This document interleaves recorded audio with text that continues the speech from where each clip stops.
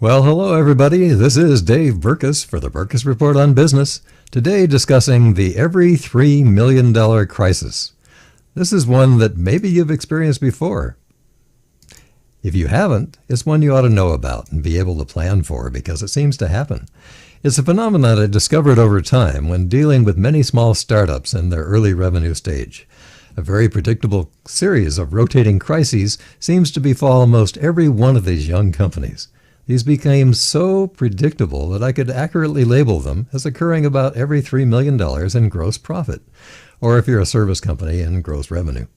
But by defining these terms as gross profit, we can include distributors who have maybe a 15% gross margin as easily as a software company that has a 100% gross margin. Explaining these rotating series of crises is easy for me. It's predictable, and they most often reveal themselves kind of like this.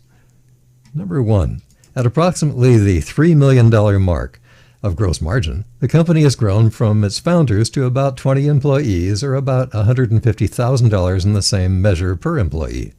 Of course, venture-funded startups with long product creation times don't fit this mold as easily, and often are funded for longer periods of time of losses.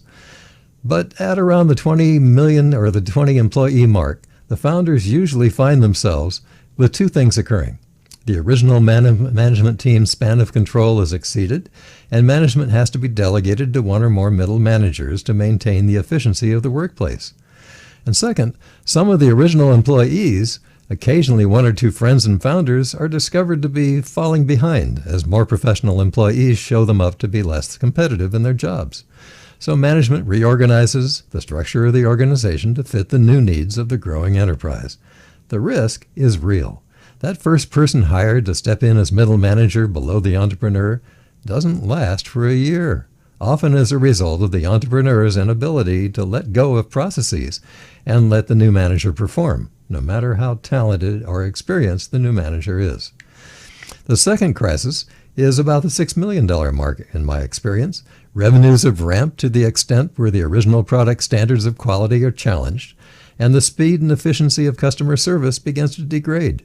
Changes seem to be necessary to preserve the reputation of the company, adding a quality control function if not present, more steps if it is, and addressing the number of customer service people on the line, creating longer hours to serve a larger customer base.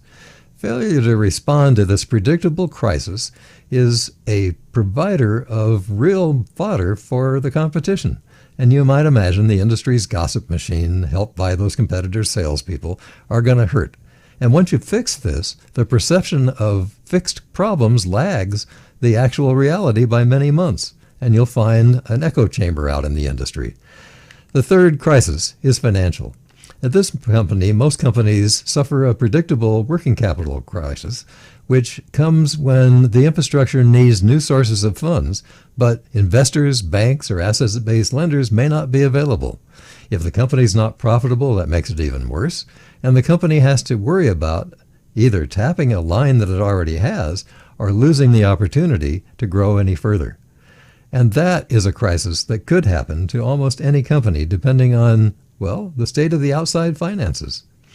So, the same thing seems to happen again as a rotating crisis at the $12 million mark and beyond. They may be less, but it really means that at this point you will have hired a professional resource manager to be able to help you, and that kind of helps too. But do these crises sound familiar, even if the dollar amounts are out of alignment with your experience? Since some companies are funded well enough to skip the first financial crisis, and some are so efficient as to skip the organizational crisis, well, you may never have had these. But with this insight, you should be equipped to spot the early signs of crises, do something to avoid them, and to work around them if you have to. Let's hope that your management team recognizes how to react, and that now that you know that the every $3 million crisis is real, and that your management team knows how to do something to avoid them, or at least reduce them.